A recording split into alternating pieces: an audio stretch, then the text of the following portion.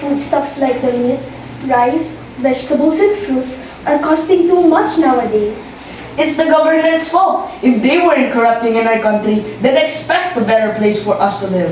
This upcoming election, we must not vote for MMK if they don't want any other corrupt government. You know nothing about this crap. You're young. What did you just say about MMK?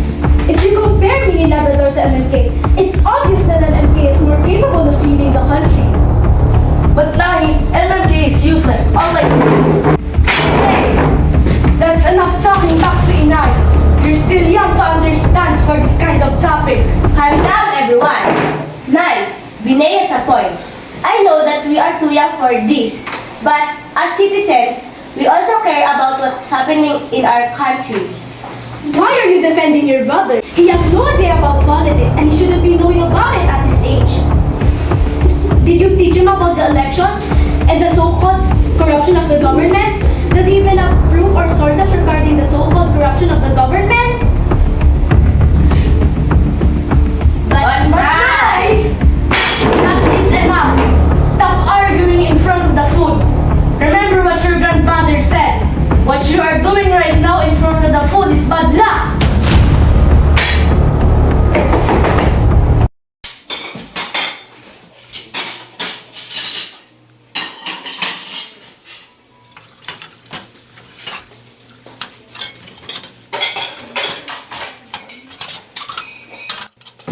Binay, you should have talked back to Inay. You know it's very disrespectful. I just want a good and responsible president to lead our country. We are young, but it doesn't mean that we are not aware of these kinds of issues. I know, Binay, but you should just explain your side to Inay in a polite way. Yes, Binay, Ate's right. I must admit, ate, Yes, Binay, you must apologize to Inay and Tatay also when they're back home after they voting the election. sure thing, ate. Come, let's play your toys inside the room.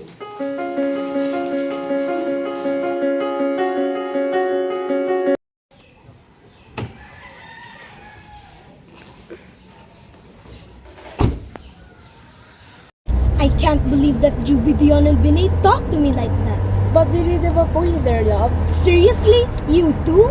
All you want to say is that the kids are not really wrong. Because after all, it is better for them to be open-minded about things. Maybe you're right, love. It is my fault too for invalidating their own opinions. Don't feel so guilty, love. I know you didn't meant to say all those things to our children.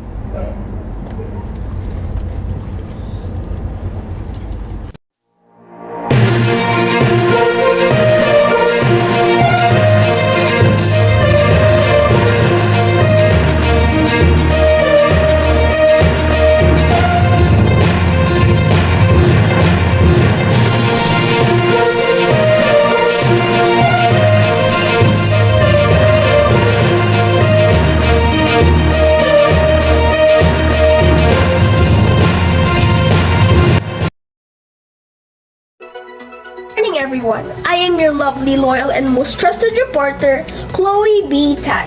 And this is CBTN. As we all know that today is the day for the election of new government officials. And now, the two hottest rivals for this election are Mr. Mario Mercado Casalo and Ms. Minnie Labrador. Which candidate are you willing to put your trust on? And now, we get to talk to one of the candidates running for the position of president, Mr. Mario Mercado Casalo, also known as Mr. Mario Mercado Casalo. what would you like to say to our fellow Filipinos who will vote for you this election? First, I'm encouraging every Filipino to vote me for the next president that will lead and make this country a better place for us Filipinos. And second, I promise that I will do my best to give every Filipino a good life, and I promise that I will develop the country's economy and agriculture through my laws that will be implemented. Lastly, I will make sure that I will solve any problem that our country is facing. Alright, what a magnificent answer, Mr. MMK. I'm sure that our fellow Filipinos had the courage to vote you now. And now, everyone, standing here today is another candidate running for the presidency, Miss Minnie Labrador. Miss Minnie, what would you like to say to your supporters as you run for the position of president? I want to thank everyone who continues to support my election run. If I am destined to be the president, I will do everything I can do promote the country. I will appoint worthy, honest, and reliable officials, promote and implement laws and programs for the betterment of the country, and make sure that no corruption happens in the government. Because I believe that in an honest government, there's a better life for all. Thank you so much, Miss Minnie Labrador, for that wonderful motivational motto. I'm sure that you've encouraged our fellow Filipinos to put their trust on you for the election of presidency. That's all for our news for today. I hope that this interview helped you to vote wisely for our election. Please be sure to vote wisely and stay safe. Good luck to our two representatives. This is Chloe B. Tan, your reporter in CBTN.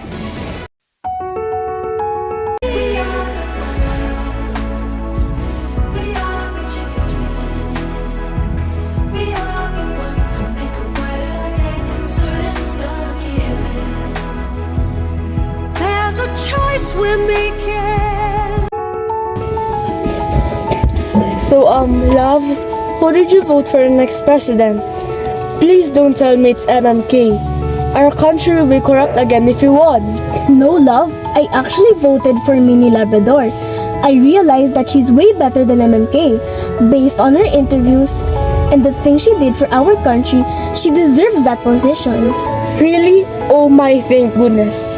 She really deserves that position. I hope that a lot of Filipinos will vote for her.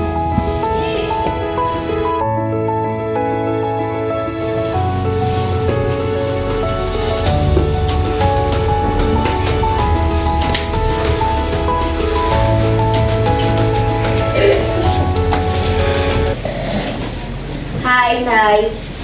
Tay, how was your voting earlier? It went well, Juby. It went well. It was very crowded in there and hot. Oh, I see. Here, Nay and Tay, have some water.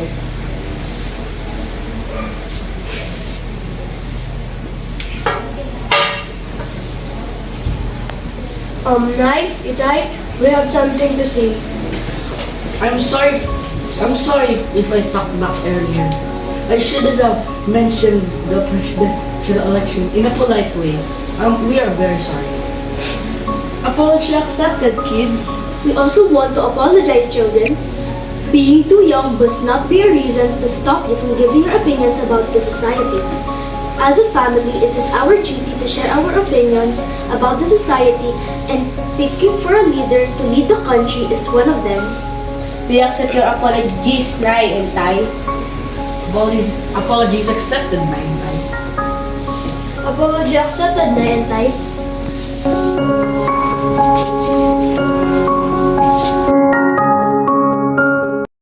Everyone, I am your lovely, loyal, and most trusted reporter, Chloe B. Tan, and this is CBTN.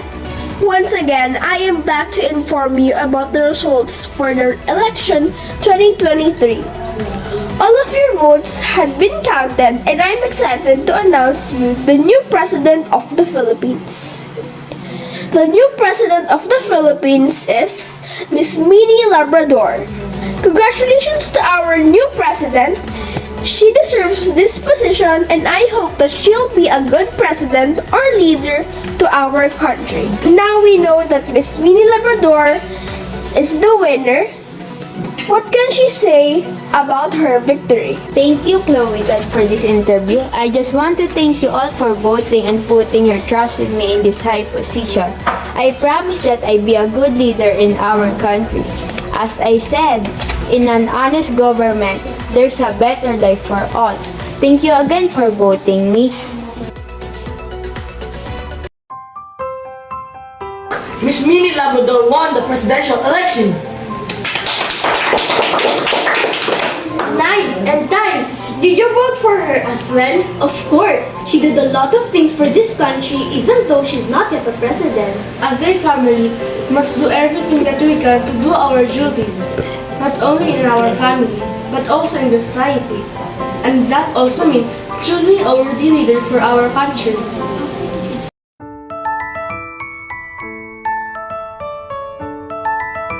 I am glad that you and our children were able to change my mind in voting Minnie. It's a good thing that we made the decision to vote Minnie as our president. Ever since Minnie won, we've been eating well for the past few years. You're right, love. When will Juby, Dion, and Binay come home? It's already 6 in the evening, and Dion and Binay's dismissal is 4:30. I'm getting a bit worried right now, love. Don't worry, love. I'm sure that Beyond and Binay is with their ate. They're probably just stuck in the traffic. Don't worry, love. We'll eventually arrive home safe.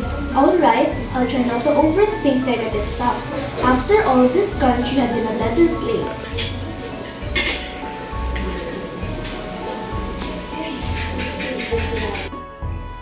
Night, Tay, we're home. Home night time, we're home.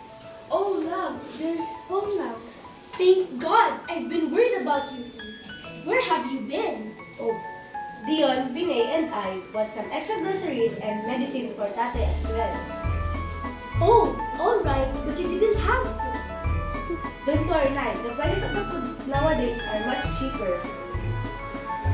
Ah, I see. Thank you so much, Juby, Dion, and Binay. Welcome, Nay. Tay. Let's eat now. The food's gonna get cold.